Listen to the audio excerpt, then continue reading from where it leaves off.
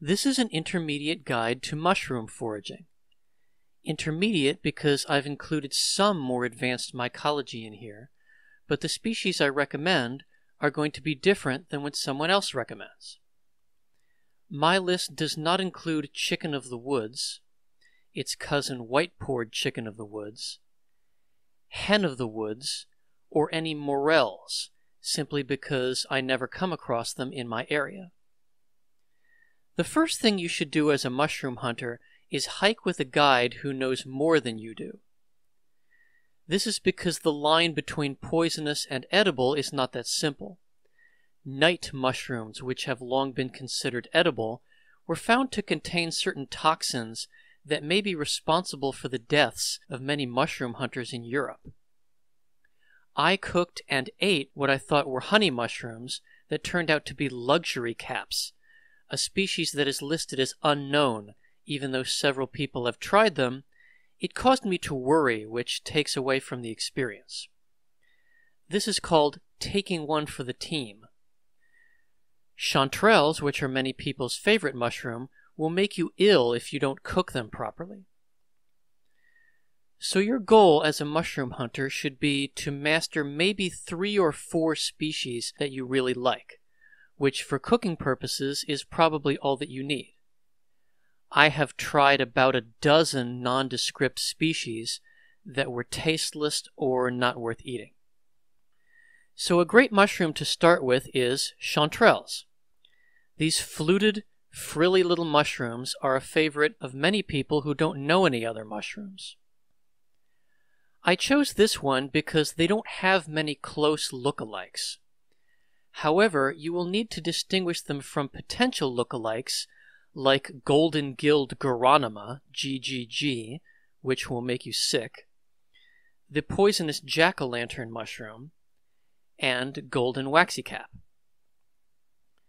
You also have to make sure they are fully cooked, or they will give you a stomachache that lasts for half a day. So this is a good first test of your skills without too serious consequences. Chanterelles can be sautéed and eaten in all kinds of dishes, and can also be dried and then rehydrated later. Golden and red chanterelles are equally tasty. Number 2. Berkeley's polypore. This enormous white toadstool, which grows to 3 feet across, is hard to miss and can be used as a meat substitute. It's one of the few mushrooms that adds flavor to what you put it in. The larger lobes, however, are too tough to chew, especially around the edges, so choose the smaller, more tender parts only. I have found it grows tougher the more you cook it, so I don't cook these as long as other mushrooms. Number 3, the hedgehog mushroom. This is considered to be the most unmistakable mushroom there is. Its shaggy underside looks like little stalactites. When sliced, this mushroom gives off a pleasant fragrance. Slice up the stems as well as a substitute for watercress in stir-fry, pasta, or seafood. Number 4, shrimp of the woods. This strange, aborted little mushroom, named for its shape, can be hard to find, and is often mixed with other mushrooms that both are and aren't the same species. They contain DNA from both. So, shrimp of the woods is essentially an aborted form of another mushroom. The fully grown version, Entoloma, is edible as well. You just have to be careful it isn't some other mushroom mixed in. A good crop of them often has new buttons at one end and ones that are already rotten at the other. Shrimp of the woods can be breaded and deep-fried or used in seafood dishes. Number 5, Lactofluus corrugus. This large, dark mushroom, which grows to the size of a frisbee, often goes unnoticed since its dusty cap blends in with the forest floor. However, once you start to notice them, you realize they are everywhere. Identify this mushroom by its dusty gray surface and its dark gills, or by the white fluid that comes out when you slice it, which is also true of its cousin, Lactofluus volimus. Both species have a meaty flavor. I ate so many of them, I grew tired of it, and I don't eat them anymore. Number 6, honey mushrooms. These popular mushrooms grow in large crops out of rotten stumps in the fall, eventually killing the tree they are growing from, and then continuing to grow after it's gone. Like most mushrooms, they go from buttons to rotten in just 1 week.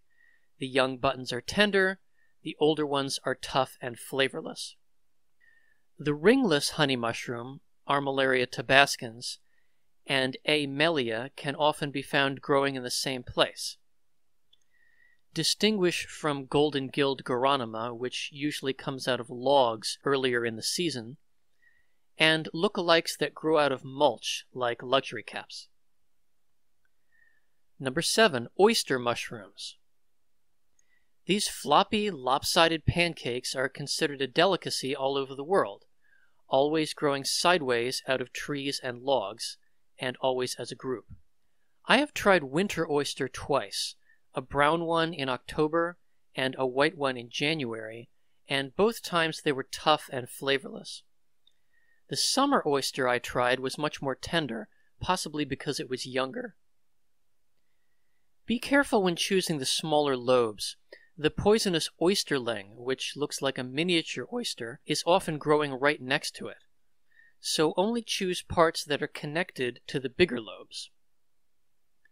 Veiled oyster is a large, vase-shaped species that is harder to find, and I found it too hard to chew.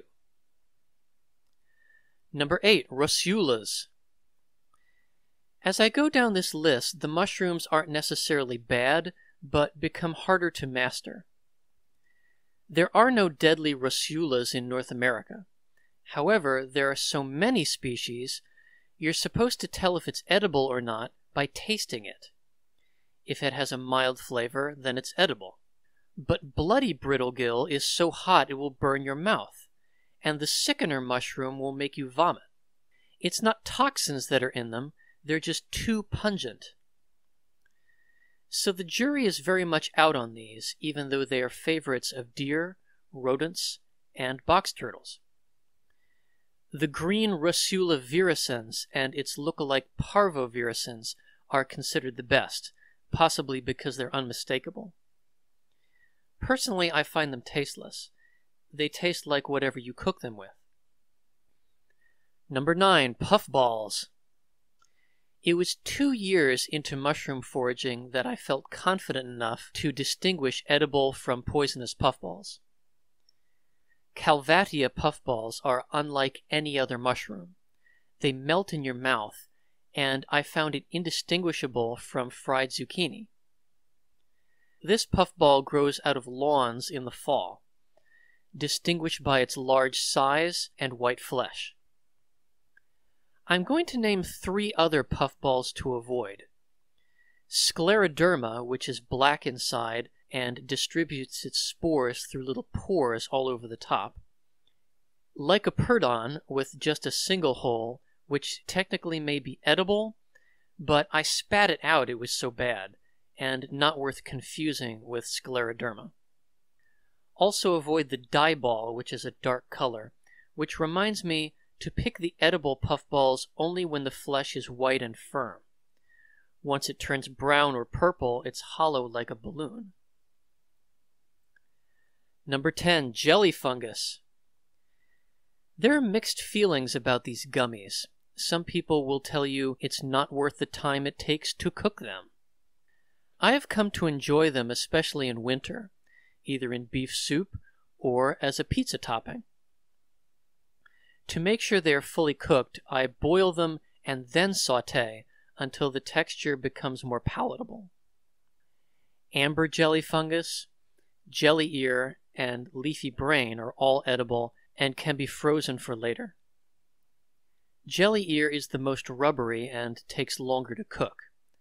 Leafy brain I haven't tried because it decomposed in the bag in a matter of minutes. Witch's butter, golden ear, and orange jelly spot are also edible. However, fungal diseases of trees like juniper apple and quince rust are not. Black witch's butter is edible, but its look-alike black bulgur is not. Honorable mention: the coral fungi, lion's mane, bear's tooth, and the white coral mushroom are edible. However, the coral mushroom romaria should be avoided. There's an identical one overseas that is eaten, but the ones here in the States have made people ill, suggesting it's a different species. Polypores, like turkey tail and other shelf fungi, are, as a general rule, inedible, even though they have some medicinal uses. A few exceptions are Berkeley's polypore, its cousin black-staining polypore, and Dryad's saddle. Boletes, or nerf mushrooms, come in too many species to list.